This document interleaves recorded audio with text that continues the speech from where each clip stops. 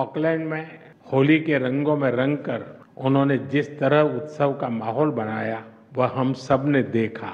प्रधानमंत्री लक्ष्मण के न्यूजीलैंड में बसने वाले भारतीय मूल के लोगों के प्रति लगाव को इस बात से भी देखा जा सकता है कि उनके साथ एक बड़ा कम्युनिटी डेलीगेशन भी भारत आया है।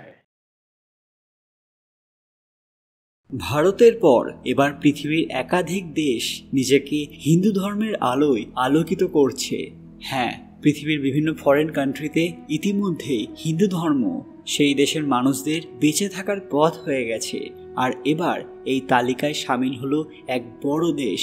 হ্যাঁ, কেউ স্বপ্ন চিন্তা করতে পারেনি যে এই দেশ হিন্দু ধর্মে নিজেকে সমর্পণ করবে।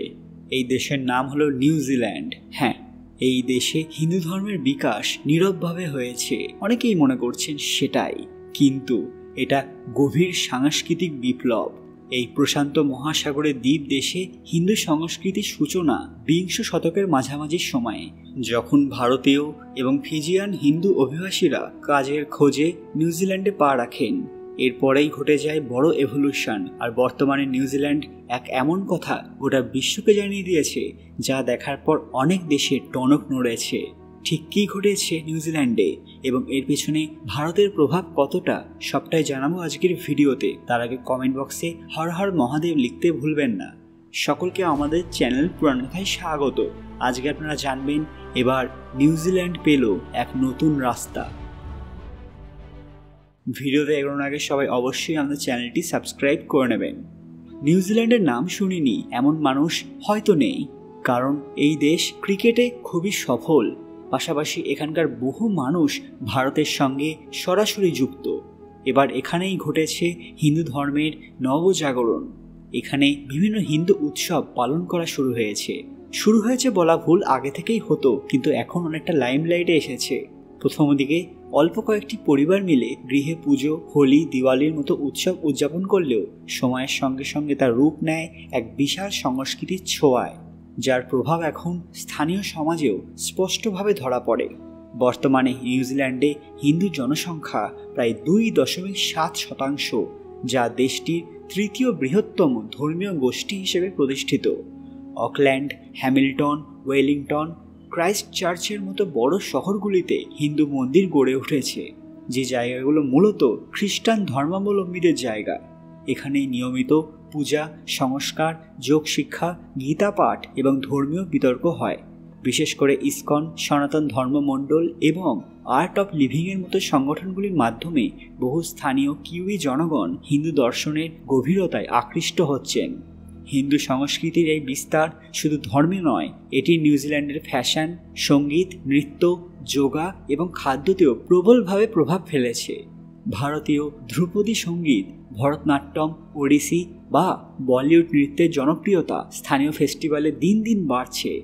যোগা এখন নিউজিল্যান্ডে মানসিক শান্তির প্রতীক, আর আয়ুর্বেদকে স্থানীয় স্বাস্থ্য সচেতন মানুষেরা গ্রহণ করেছে বিকল্প চিকিৎসা পদ্ধতি হিসেবে। তবে সবটাই কিন্তু সহজ ছিল না। কিছু বর্ণবাদী মনোভাব এবং ধর্মীয় বিভেদ এখনও প্রতিবন্ধক হয়ে দাঁড়ায় মাঝামাঝি। বিশেষ করে কিছু বছর আগে ক্রাইস্ট চার্চে হামলার পর নিউজিল্যান্ডে সংখ্যালঘু ধর্মীয় সম্প্রদায়ের নিরাপত্তা নিয়ে চিন্তা বাড়ে। যদিও প্রধানমন্ত্রী জেসিন্ডা আর্ডার্নের সরকারের সময় হিন্দু সম্প্রদায়ের নিরাপত্তা এবং সাংস্কৃতিক স্বীকৃতির দিকে দারুণ গুরুত্ব দেওয়া হয়। নিউজিল্যান্ডের শিক্ষা ব্যবস্থায় এখন হিন্দু দর্শন, গীতা, রামায়ণ, মহাভারতের নীতি এবং বার্তা নিয়ে গবেষণা শুরু হয়েছে, যা ভবিষ্যতে হিন্দু ধর্মকে শুধু একটি বিশ্বাস নয়, বরং মানবিক জ্ঞান এবং নৈতিকতার উৎস হিসেবে প্রতিষ্ঠিত করবে। সব মিলিয়ে নিউজিল্যান্ডে হিন্দু ধর্ম এবং ভারতীয় সংস্কৃতির বিকাশ যেন একটি প্রবাসী ভারতের নীরব জাগরণ, যেখানে আধুনিকতা আর প্রাচীনতা একসঙ্গে হাত ধরে এগোচ্ছে সমস্ত বাধাকে পেরিয়ে একটি নতুন পথের দিকে। এই জায়গায় হিন্দু ধর্মের দ্রুত প্রসারের পেছনে কয়েকটি বিশিষ্ট হিন্দু মন্দির গুরুত্বপূর্ণ ভূমিকা পালন করেছে। এই মন্দিরগুলি শুধু ধর্মীয় উপাসনালয় নয়, বরং প্রবাসী ভারতীয়দের জন্য একটি সাংস্কৃতিক এবং সামাজিক মিলনকেন্দ্র হয়ে উঠেছে, যার মধ্যে প্রথমেই রয়েছে শ্রী রাধাকৃষ্ণ মন্দির, যা অকল্যান্ডে অবস্থিত। এই ইসকন পরিচালিত রাধাকৃষ্ণ মন্দিরটি নিউজিল্যান্ডের সবচেয়ে বড় এবং প্রাচীন হিন্দু মন্দিরগুলোর মধ্যে একটি। এখানে নিয়মিত গীতা পাঠ, আরতি, ভাগবত আলোচনা এবং বিভিন্ন উৎসব যেমন জন্মাষ্টমী, রথযাত্রা পালিত হয়, যাতে হাজার হাজার মানুষ অংশগ্রহণ করেন। এছাড়াও রয়েছে অকল্যান্ডেরই ভারতীয় মন্দির। 1993 সালে স্থাপিত এই মন্দিরটি সনাতন ধর্মমণ্ডল পরিচালনা করে। এখানে ভগবান শিব, গণেশ, দেবী দুর্গা, হনুমান, রাম, সীতা এবং বিভিন্ন দেবতার মূর্তি দেখা যায়। এটি হিন্দু ধর্মাবলম্বীদের মধ্যে একতা এবং ধর্মীয় ঐক্য গড়ে তুলেছে। পাশাপাশি রয়েছে শিরডি সাই বাবা মন্দির, যেটাও অকল্যান্ডে অবস্থিত। এখানে শিরডি সাই বাবার ভক্তদের জন্য একটি বিশাল কেন্দ্র গড়ে তোলা হয়েছে। নিউজিল্যান্ডের হিন্দু এবং স্থানীয়দের মধ্যে সেবামূলক কাজ এবং আধ্যাত্মিক চর্চার জন্য এটা অত্যন্ত জনপ্রিয়। আর যে মন্দিরের নাম সবার মুখে মুখে শোনা যায় সেটা হলো ওয়েলিংটন ইন্ডিয়ান অ্যাসোসিয়েশন টেম্পল। এই মন্দিরটি প্রবেশদ্বার হিসেবে কাজ করে দক্ষিণ নিউজিল্যান্ডে হিন্দু ধর্মের জন্য। এখানে ধর্মীয় কার্যক্রম ছাড়াও ভারতীয় নৃত্য, সঙ্গীত এবং সংস্কৃত এবং হিন্দি ভাষার ক্লাস চলে। রয়েছে থিরু সুব্রমণিয়ার আলায়াম টেম্পল। এই তামিল হিন্দু মন্দিরটি দক্ষিণ ভারতীয় সংস্কৃতির প্রচারে অগ্রগামী।